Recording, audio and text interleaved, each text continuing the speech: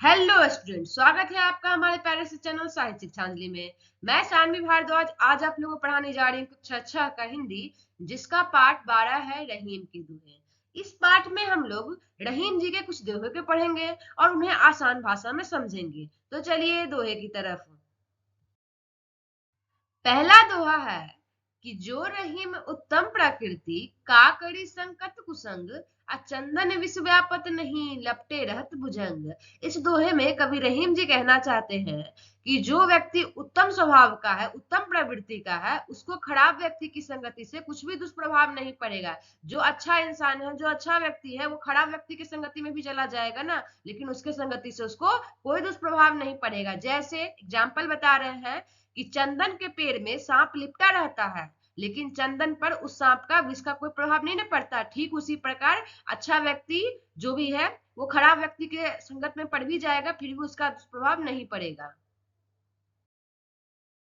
दूसरे दोहे में कहा जा रहा है कि रहीमन निज मन की व्यथा मन ही राखो गोए सुनी अटलई है लोग सब अब बांट न लेहे कोई।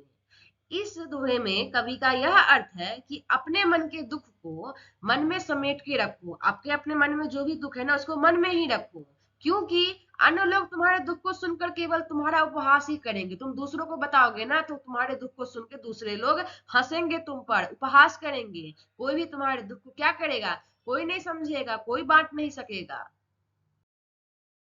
तीसरे दोहे में है कि रहीमन धागा प्रेम का अब मत तोड़ो चटकाए जोड़ों से फिर ना जुड़े जुड़े गांठ पड़ जाए। इस दोहे में कवि का यह अर्थ है कि प्रेम रूपी धागा को आसानी से तोड़ने की कोशिश मत करो, वह टूटता नहीं है, इसलिए आसानी से तोड़ने की उसको कोशिश ही मत करो, क्योंकि प्रेम टूट जाने पर नहीं जुड़ता। अगर एक बार टूट गया तो फिर नहीं जुड़ सकेगा। यदि अगर जुड़ भी जाता है तो उसमें क्या होता है, उसमें गांठ पड़ जाता है, जैसे टूटे धागे को जोड़ने पर गांठ पड़ जाता है। चौथे दोहे में कहा जा रहा है कि तरुवर फल नहीं खाते हैं सरोवर पिए ही न पानी कही रहीम पर काज हित संपत्ति सची सुजान। इस दोहे में कवि का यह अर्थ है कि वृक्ष अपना फल नहीं खाते हैं, सरोवर यानी नदी अपना पानी नहीं पीती है। उसी प्रकार सज्जन व्यक्ति जो होते हैं ना, अच्छे व्यक्ति, वह अपना धन संचय करते यानी कि इकट्ठा करते हैं, किसके लिए, परोपकार करने के लिए। पांचवें दोहे में कहा जा रहा है कि रहीम देखी बरेन को लघु नदी जो डारी जहां काम आवे सुई कहा करे तरवारी। इस दोहे में कवि का यह कहना है कि बड़े व्यक्ति या महान कार्य को पाकर छोटे को मत त्याग कीजिए, या बड़े व्यक्ति को पाकर या सबसे बड़ा महान कार्य को लेकर छोटे व्यक्ति या छोटे कार्य को त्याग मत दीजिए, क्योंकि जहां पर सुई काम आने वाला होता है वहां पर तलवार भी कुछ नहीं कर सकता है। छठे दोहे में कहा जा रहा है कि रहीमन वे नर मर चुके जे कहू मांगन जाई उनते पहले हुए मुए जिन मुख निकसत नाही। इस दोहे में कवि का यह कहना है कि वह व्यक्ति मरा होता है जो किसी से कुछ मांगता है, जो किसी से कुछ मांगने जाता है वह मरे के समान होता है, लेकिन उससे भी पहले वह मर जाता है जिसके मुख से याचक के लिए नहीं निकलता है। कह रहे हैं यहाँ पे कि वह व्यक्ति मरे के समान होता है जो कहीं पे कुछ भी मांगने जाता है, लेकिन उससे पहले वह व्यक्ति मरा होता है जो देने के समय मांगने वाले को, याचक को मना कर देता है, नहीं कहता है। सातवें दोहे में है कि यो रहीम सुख होते हैं उपकारी के संग अब बाटन वाले को लगे जो मेहंदी के रंग।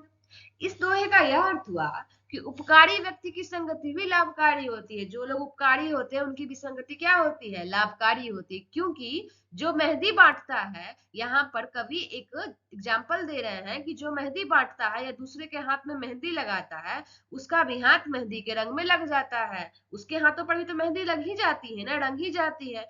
ठीक उसी प्रकार परोपकार करने वाले का स्वयं उपकृत हो जाता है।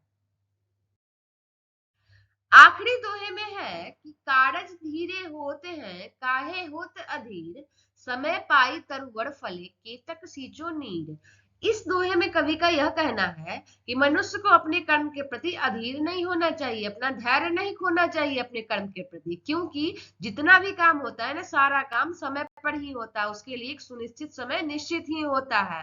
ठीक उसी प्रकार जैसे पेड़ समय पर ही फलता है, चाहे हम उसको कितना भी पानी क्यों ना दे दे, क्यों ना सींच रहे, लेकिन उसका जब समय आता है उसी समय पर वह फलता है।